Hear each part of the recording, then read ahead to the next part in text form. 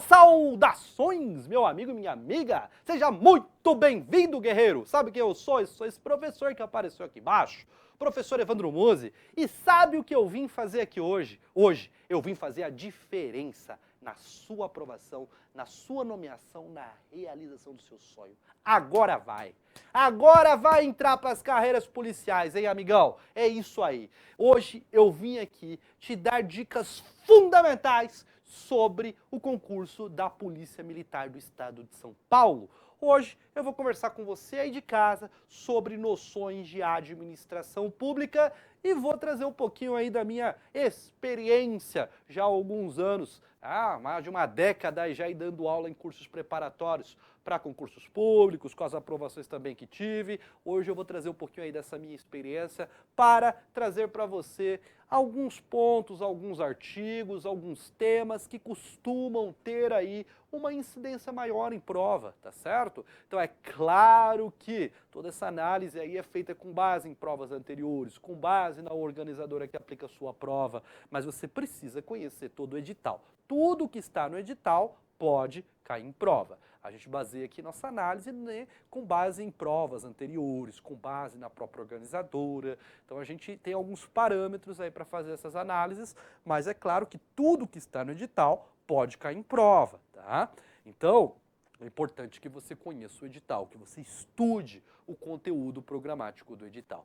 Antes de nós adentrarmos aqui ao conteúdo e eu trazer aí o ouro para você conseguir gabaritar essa matéria de administração pública para PM São Paulo, quero trazer aqui um breve recadinho para você, tá certo? Você que ainda não é inscrito no nosso canal, você que ainda não curtiu e compartilhou o vídeo, o que eu peço aqui para você é simplesmente isso. Se inscreva no canal, clica no sininho para receber as atualizações, curta e compartilhe o vídeo. Nós aqui, professores do Nova Concursos, trazemos todos os dias um conteúdo novo para você. E você, através aí dos canais do Nova Concursos, por exemplo, como o canal do YouTube ou ainda do Instagram, convido aí todos vocês para seguir a gente no Instagram, segue o professor Evandro Mose, segue o Nova Concursos, segue aí os professores. Veja, nós vamos trazendo aqui conteúdo diário para você. E para trazer esse conteúdo diário, existem pessoas que estão por trás disso, existem processos e procedimentos, existem custos, só que a gente traz esse conteúdo todo dia para você, sabe por quê? Porque a gente quer fazer a diferença nos seus estudos, na sua aprovação, fazer a diferença na realização do seu sonho. Então a única coisa que a gente pede aí para que esse trabalho ele possa continuar a ser realizado é que você curta, compartilhe o vídeo, se inscreva no canal, é assim que a gente vai conseguir cada dia mais trazer mais conteúdo para você chegar ainda mais próximo da realização dos seus sonhos. Tá chegando a hora, amigão.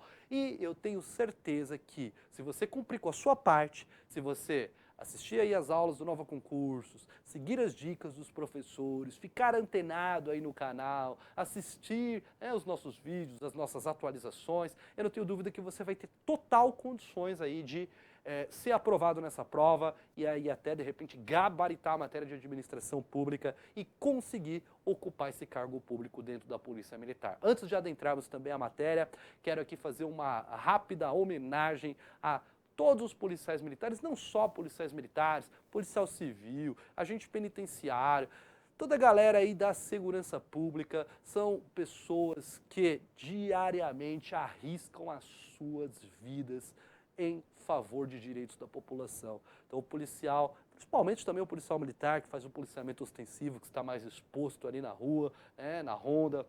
Veja, são pessoas que arriscam a sua própria vida para manter a sociedade segura. Então, sem dúvida nenhuma, são carreiras aí que merecem o respeito, não só o respeito da sociedade, como o respeito por parte aí das políticas públicas, no sentido de valorização das carreiras policiais, tá certo? Precisamos, sem dúvida nenhuma, proporcionar condições justas, condições dignas, para que esses servidores continuem a arriscar as suas vidas diariamente para deixar a população segura, para deixar aí a população não sofrer, não ser objeto de crimes e por aí vai, tá certo? Então fica aqui a nossa homenagem a todos os policiais, a todo o pessoal da segurança pública que diariamente aí batalham em prol desses objetivos. Bom, agora vamos lá então, vamos conversar um pouquinho aqui sobre minhas apostas para a prova.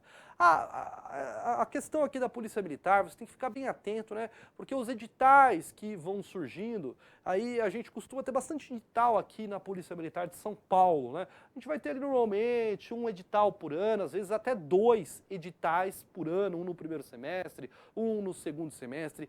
E esse é um momento muito propício, tá certo, galerinha? Para concursos nas áreas policiais, devido a políticas que estão sendo colocadas em prática, devido até mesmo promessas aí de campanhas efetuadas pelos diversos políticos. Hoje essa questão da segurança pública, ela começa a ser mais discutida, a população começa, né, a cobrar mais resultado, afinal de contas, né, todos entendemos, né, a população ela já passa uma boa parte do tempo trabalhando só para pagar tributo. E aí o pouco que sobra para ela, quando ela sai na esquina, ela perde tudo lá, porque é furtada, porque é roubada, né? Então, a própria população, até devido ao acesso à informação que está mais disseminado, devido às tecnologias e por aí vai, começa a se inteirar um pouco mais, começa a participar, começa a cobrar resultados mais efetivos. E hoje, sem dúvida nenhuma, é um grande momento aí para as carreiras policiais, tá certo? Devido a todas essas políticas que estão sendo adotadas, esse cenário que enfrentamos hoje, é um cenário muito favorável para quem quer ingressar dentro das carreiras policiais, tá certo? E como eu disse, a Polícia Militar aqui dentro do estado de São Paulo, ela tem relativamente um histórico de prática de provas aí quase que anualmente, então a gente sempre tem prova aí para a Polícia Militar, só que você tem que ficar atento com relação à idade, essas coisas, não dá para deixar o tempo passar muito, né? Legal. E aí você tem que ficar atento aos editais.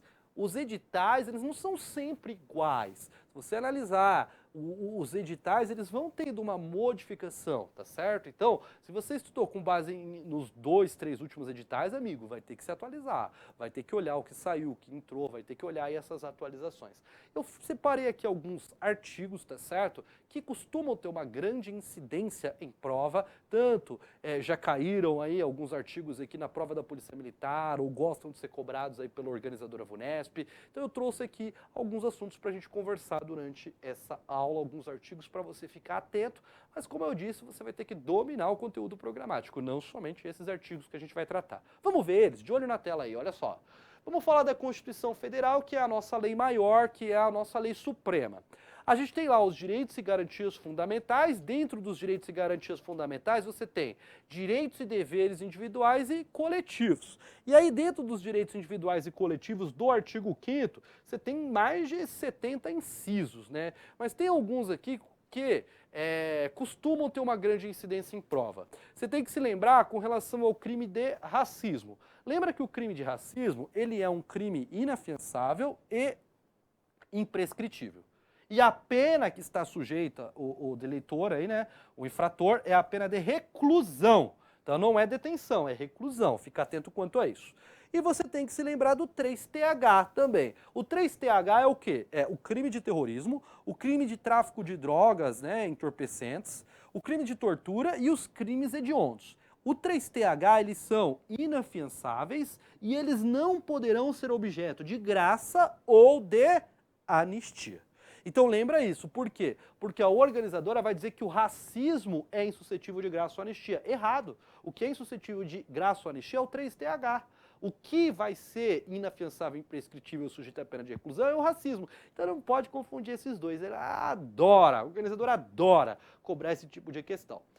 Outro tema importante para você conhecer dentro do direito constitucional, que costuma cair bastante em prova, meu amigo, é sobre a inviolabilidade do domicílio. A Constituição Federal, ela determina que o domicílio, ele é, como regra, inviolável. Então você só vai poder violar, vamos dizer assim, entrar no domicílio de uma pessoa, primeiro se ela permitir. Só que tem exceções, na qual você pode violar o domicílio mesmo que a pessoa não permita. Então vamos lá. No caso de desastre, prestar socorro ou flagrante delito. Nessas 3 hipóteses, não importa o horário, pode ser violado o domicílio.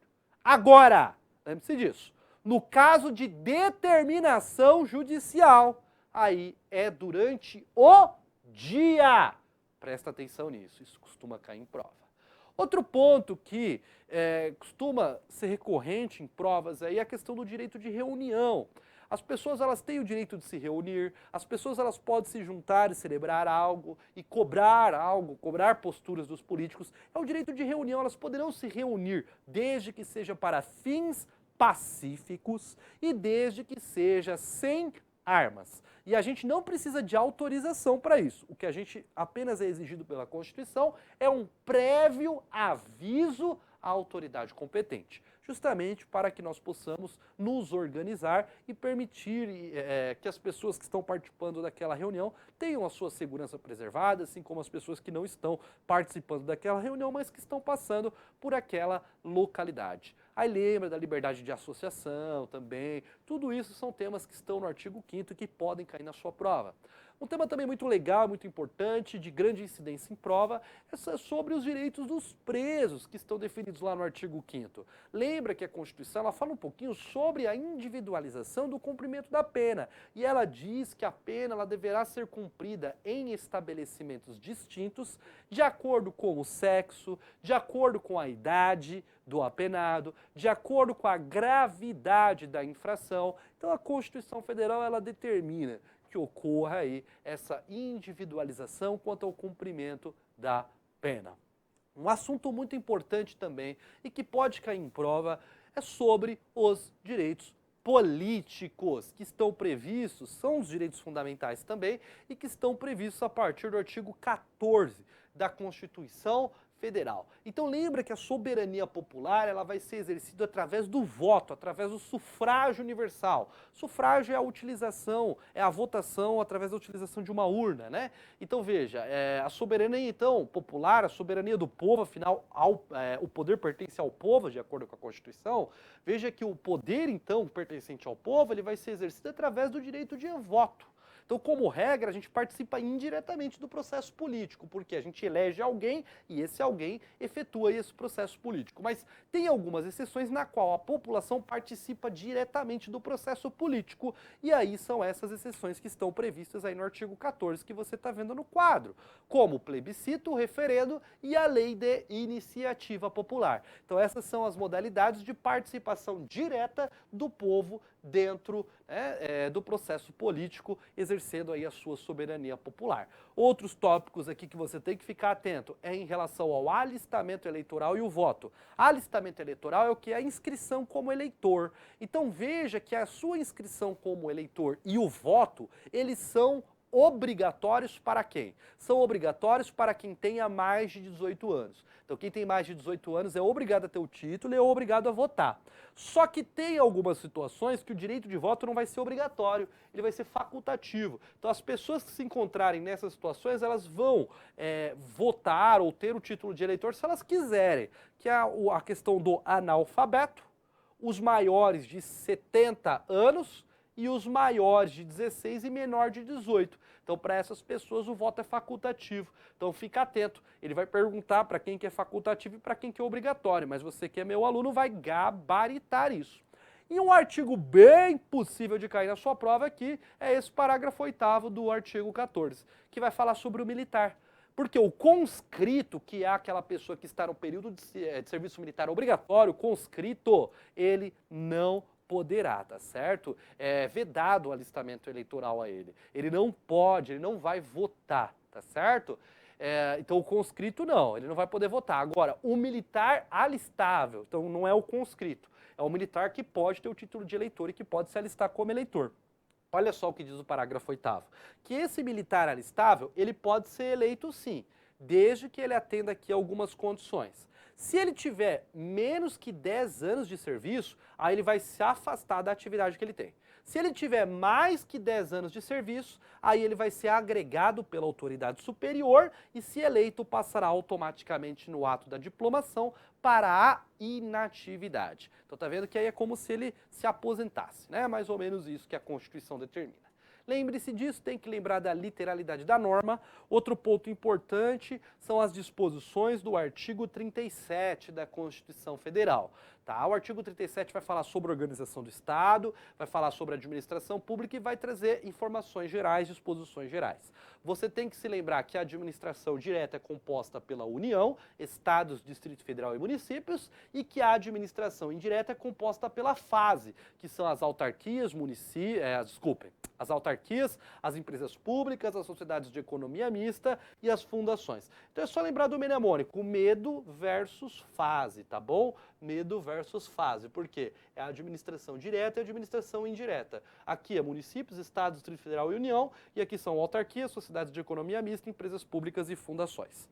Então veja que tanto o medo quanto a fase, não importa se é da União, se é do Estado, do Distrito Federal, do município, eles vão ter que obedecer ao que nós chamamos de LIMP, tá bom? Que são os princípios básicos aí da administração pública. A legalidade, a impessoalidade, a moralidade, a publicidade e também a eficiência. Então, tanto a administração direta como indireta vão ter que obedecer a estes princípios. Com relação a cargos e empregos públicos, veja que, como regra, quem vai poder ocupar um cargo público é um brasileiro. Só que estrangeiros também poderão ocupar cargos públicos nos moldes da lei. Então a lei vai dizer como que o estrangeiro vai poder ocupar cargo público. Por exemplo, no âmbito federal, nós temos a Lei 8.112, e que diz que o estrangeiro vai poder ocupar cargos públicos em instituições de pesquisa, em universidades federais, e aí faz sentido de ser, né? Porque tem muitas áreas que a gente nem tem profissional aqui no Brasil que tem a qualificação para aquilo. Então muitas vezes a gente tem que se socorrer de profissionais estrangeiros para isso. Então por isso que a Constituição até assegura isso. Como regra, o cargo em emprego público vai ser destinado ao brasileiro, mas existem exceções nos quais os estrangeiros poderão ocupar estes cargos e esses empregos públicos. E aí você tem que se lembrar que cargos públicos nós temos basicamente dois tipos, né? Nós temos lá o cargo público efetivo, que é aquele que a pessoa presta um concurso público, ela vai ser avaliada durante o período de estágio probatório e se for considerada como apta, ela é confirmada na carreira e ganha direito à estabilidade, que é o cargo que você está buscando hoje, da Polícia Militar. Ela é um cargo, né, o cargo de soldado da Polícia Militar é um cargo público efetivo, tá bom? E temos também os cargos em comissão, que são aquelas funções de confiança. São cargos que a pessoa não presta concurso público, mas também ela não tem direito à estabilidade. Ela ocupa aquele cargo porque ela é uma pessoa de confiança do titular. Então é isso que o artigo 37 ele vai falar aqui para nós. Lembra que o concurso público, o prazo de validade dele é de até 2 anos. Então toma cuidado, hein? Veja, não é de 2 anos, é de até 2 anos. O que isso significa? Significa que o concurso pode ter prazo de 1 mês, 6 meses, 1 ano. Máximo é de 2 anos. E ele pode ser prorrogado? Pode. Ele pode ser prorrogado por mais 2 anos? Errado! Ele pode ser prorrogado por igual período. Então, se a validade for de 1 mês, ele vai ser prorrogado por mais 1 mês. Se a validade for de 1 ano, ele vai ser prorrogado por mais 1 ano. Agora, se a validade for de 2 anos, ele pode ser prorrogado por mais 2. Então, lembra que a prorrogação é por igual período. E quem ocupa um cargo público? Pode ocupar mais de um cargo público? Vamos lá. Eu posso ser um policial militar no estado de São Paulo e também ser um policial civil no estado de São Paulo? Não, não posso. Por quê? A Constituição ela fala que, como regra, você só vai ter um cargo público como regra. Mas como exceção, se houver compatibilidade de horário, você até pode acumular 2 cargos públicos, mas como exceção e nesses moldes que a Constituição coloca. E como que funciona isso? Você pode ter 2 cargos de professor, então, por exemplo, um cargo no município e um cargo no estado, ou você pode acumular um cargo de professor com um cargo técnico ou científico. Então, por exemplo, você pode ser um policial civil, né, e exercer a função de professor em uma universidade. Pode ser? Pode, tá? E ainda temos aqui alguns artigos relacionados aos militares do Estado, do Distrito Federal e dos territórios. Vamos falar um pouquinho da defesa do Estado e das instituições democráticas, o capítulo da segurança pública. Quais são os órgãos que vão exercer a segurança pública? Nós temos a Polícia Federal, a Polícia Rodoviária Federal, a Polícia Ferroviária Federal, a Polícia Civil e a Polícia Militar e Corpo de Bombeiro Militar. A Polícia Federal, ela é a Polícia Judiciária da União. Ela vai, vamos dizer assim, investigar os crimes de interesse da União. A Polícia Rodoviária Federal cuida de rodovias federais. A Polícia Ferroviária Federal cuida de ferrovias federais. A Polícia Civil, ela apura crimes, né, dentro da sua esfera de competência, exceto os crimes propriamente militares, e nós temos a Polícia Militar e o Corpo de Bombeiros Militar. A Polícia Militar vai exercer a polícia ostensiva e a preservação da ordem pública, e o Corpo de Bombeiros vão exercer, dentre outras atividades, a defesa civil, tá? Veja que isso é o que está definido nos parágrafos. O parágrafo 5º vai dizer: as polícias militares cabe à polícia ostensiva e à preservação da ordem pública, aos corpos de bombeiros, além das atribuições definidas em lei, incumbe a execução de atividades de defesa civil, e vai dizer ainda que polícias militares e corpos de bombeiros militares são forças auxiliares e reserva do Exército, e se subordinam junto com a Polícia Civil ao governador do Estado, do Distrito Federal e dos Territórios. É um órgão estadual. Então a autoridade máxima é a autoridade máxima do Poder Executivo estadual, que é o governador. Só que é claro que se subordinam aos seus secretários. Por exemplo, o governador não faz tudo sozinho, ele tem secretários. Aí ele tem lá o secretário de Segurança Pública, né? Então, de certa maneira, as polícias acabam obedecendo ali a determinações do secretário de Segurança Pública, que fala em nome do governador, tá bom? Vamos lá, vamos continuar estudando aqui. Ainda nós temos lá presente dentro do edital a Constituição do Estado de São Paulo. E aí também tem um conteúdo que não é diferente do que a Constituição Federal diz, mas é complementar, tá? Vai atender às necessidades do Estado. E aí nós temos algumas partes previstas no edital, como por exemplo a parte do Poder Executivo. Separei aqui alguns temas possíveis de ser cobrado na sua prova, olha só. Dentro do Poder Executivo nós temos lá o artigo 40, que vai falar sobre substituição do governador. Então, se o governador ele tiver impedido e não puder trabalhar, quem é que assume? É o vice-governador. Agora, se o governador e também o vice-governador estiverem impedidos e não puderem trabalhar ou ocorrer a vacância dos seus cargos, quem é que vai exercer as funções de governador? Quem é que vai exercer a governança? Aí a gente vai chamar o presidente da Assembleia Legislativa e, se ele não puder, a gente chama o presidente do Tribunal de Justiça. Então tá entendendo que quando o governador estiver impedido e não puder trabalhar, imagina o seguinte, que ocorreu um acidente de avião onde caiu o governador e o vice-governador e os dois morreram. Aí durante a vacância desses cargos, até que seja decidido aí quem é a pessoa que vai ocupar o cargo ali, novo cargo, né, a nova pessoa que vai ocupar o cargo de governador, quem que vai administrar e vai governar aí o Estado, aí vai ser primeiro o presidente da Assembleia Legislativa e quando ele não puder, vai ser o presidente do Tribunal de Justiça, tá bom? Vamos para o artigo 51, olha só. Os secretários de Estado serão escolhidos entre brasileiros maiores de 21 anos e no exercício dos direitos políticos. Então, para ser um secretário de Estado, secretário de Segurança Pública, por exemplo, tem que ser brasileiro e tem que ser maior de 21 anos, tá bom? E tem que estar no exercício dos seus direitos políticos.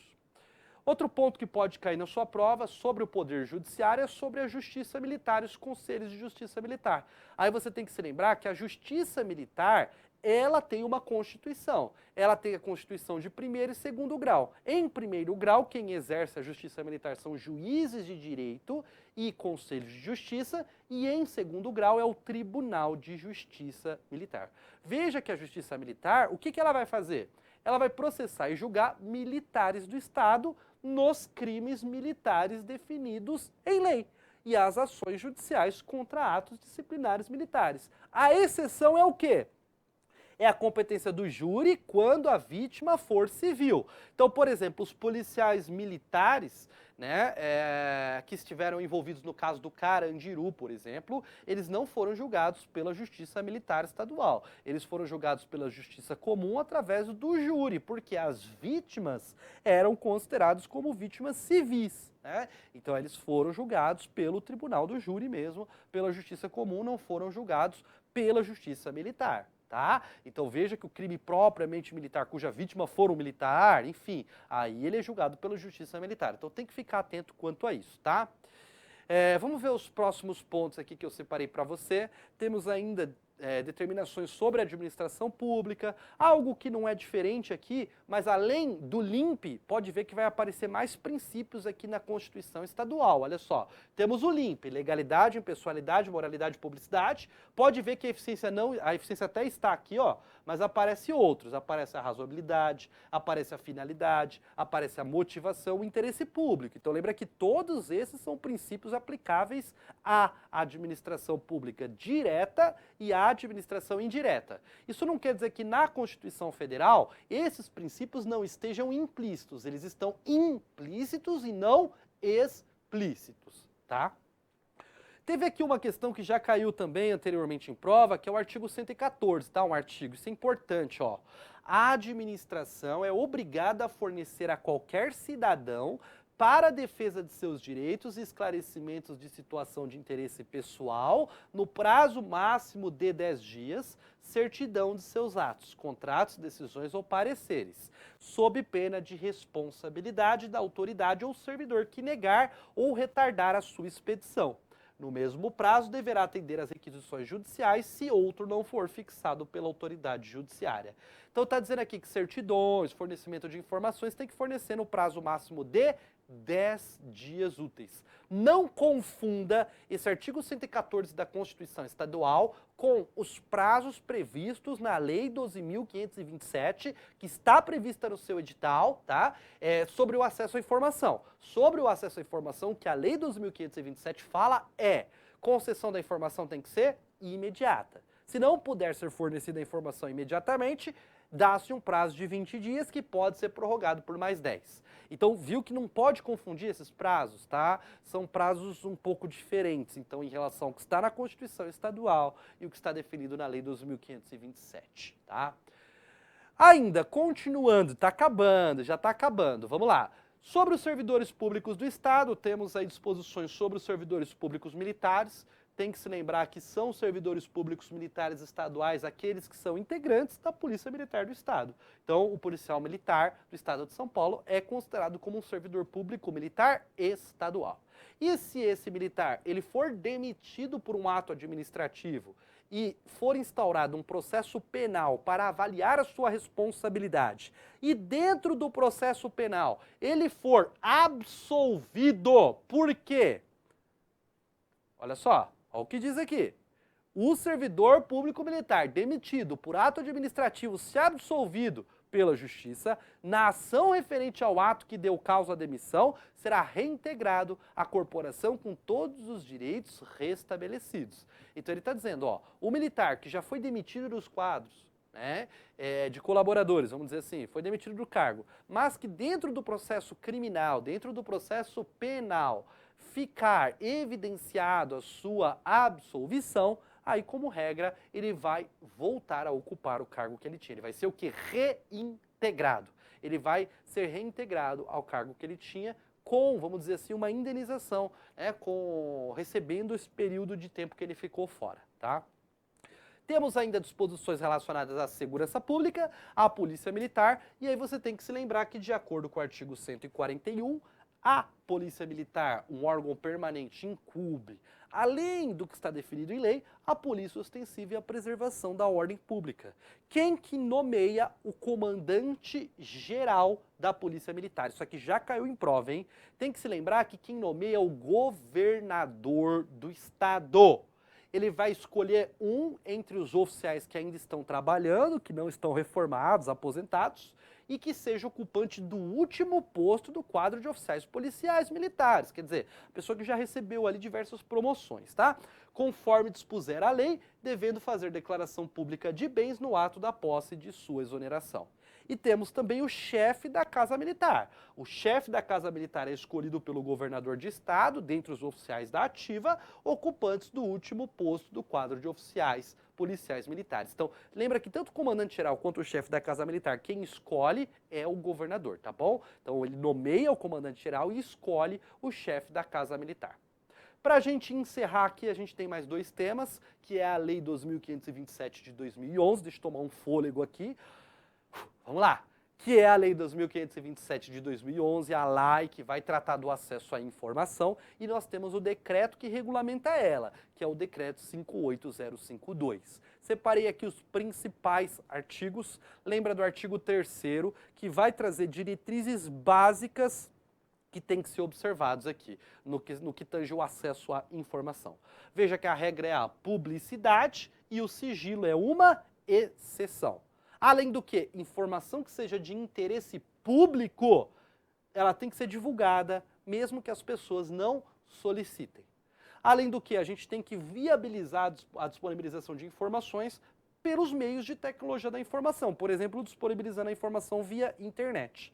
A gente tem que praticar a cultura de transparência na administração pública para que a sociedade possa controlar os atos da administração. Além do que, a gente tem que estimular o desenvolvimento do controle social, quer dizer, estimular o accountability por parte da sociedade. Além do que, nós teremos lá o SIC, que já caiu em prova, que é o Serviço de Informações ao Cidadão. Então, o SIC, ele vai ser esse serviço que vai oferecer informações ao cidadão, vai orientar o público quanto ao acesso à informação, vai orientar aí sobre a tramitação de documentos nas respectivas unidades e vai protocolar pedidos de acesso a informações. A pessoa ela pode solicitar essas informações por qualquer meio legítimo, desde que tenha lá no pedido quem é a pessoa e a informação que ela quer. Se for uma informação de interesse público, a gente não pode inviabilizar o requerimento trazendo requisitos que inviabilizem a identificação do requerente. Por exemplo, eu quero saber o patrimônio do órgão, o que constitui o patrimônio do órgão aí. E aí eles falam, olha, para saber isso, você vai ter que me informar o número do seu RG, CPF, RG, CPF do seu pai e sua mãe, tipo sanguíneo deles, tipo sanguíneo do seu avô, tataravô, entende? Eles estão trazendo aqui requisitos que vão inviabilizar o acesso à informação. E por se tratar de uma informação de interesse público, você já tinha que disponibilizar mesmo sem eu solicitar. Então não importa quem sou eu, você não vai ficar trazendo requisitos aqui que dificultem o acesso à informação se você tinha que disponibilizar mesmo que eu não tivesse solicitado. Esse é o raciocínio da lei, tá bom? Vamos para o próximo aqui que a gente vai encerrar. Os órgãos e entidades do poder público devem viabilizar a alternativa de encaminhamentos de pedido de acesso por meio dos seus sítios oficiais na internet. Então, tem que dar preferência para encaminhar aí a informação por via eletrônica. Além do que, meu caro amigo, veja que existem os prazos que eu falei para você não confundir lá com a Constituição Estadual. Prazo de concessão da informação, imediatamente. Se não for possível conceder imediatamente, então concede dentro de 20 dias a informação ou comunica onde que a pessoa vai poder obter. Se dentro desses 20 dias ainda não for possível, pode ser concedido um prazo de mais 10 dias, fim do qual a gente vai ter que dar uma resposta definitiva para o solicitante. As informações, como regra, serão públicas, mas em determinadas situações elas poderão ser classificadas como sigilosas. E aí existem os prazos de sigilo que poderão cair em prova. Aqui é simples, é só se lembrar quais são os prazos de sigilo. É só lembrar. Olha que técnica mnemônica interessante para você nunca mais esquecer. Os prazos de sigilo, olha só, contam-se em anos. Lembra disso? Opa! Os prazos de sigilo contam-se em anos. Ó, anos. Vamos lá? Aí o que você faz? Vamos lá. Para você contar de 0 até 2, como é que você conta? 0, 1 e 2. Ficou um pouco estranho, né? Deixa eu colocar mais embaixo aqui. Peraí. Fica melhor para você visualizar. Então o prazo de sigilo conta em anos, não é isso? É isso aí. Conta em anos, tá? E aí, para você contar até 2, como é que é? 0, 1 e 2. Tá aí o prazo de sigilo. Quer dizer, se o prazo de sigilo conta em anos, os prazos serão 5 anos, 15 anos e 25 anos, tá? 25 anos para informação ultra secreta, 15 anos para informação secreta e 5 anos para informação considerada como reservada. O decreto 58052, ele vai regulamentar as disposições da Lei de Acesso à Informação no âmbito estadual. E aí ele vai falar sobre a unidade do Arquivo Público do Estado e vai dizer que a CADA, que é a Comissão de Avaliação de Documentos e Acesso, ela constitui, ela integra o quê? A política estadual de arquivos e gestão de documentos. Assim como outras entidades aqui. Tem que se lembrar disso, tá?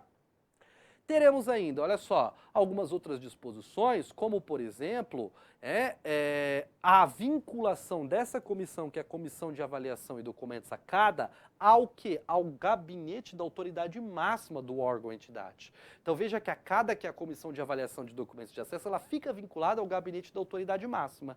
Tem que se lembrar também quais são as atribuições da CADA. Isso já caiu em prova. E aí a atribuição da CADA que já caiu em prova, olha só, vamos achar aqui, ó.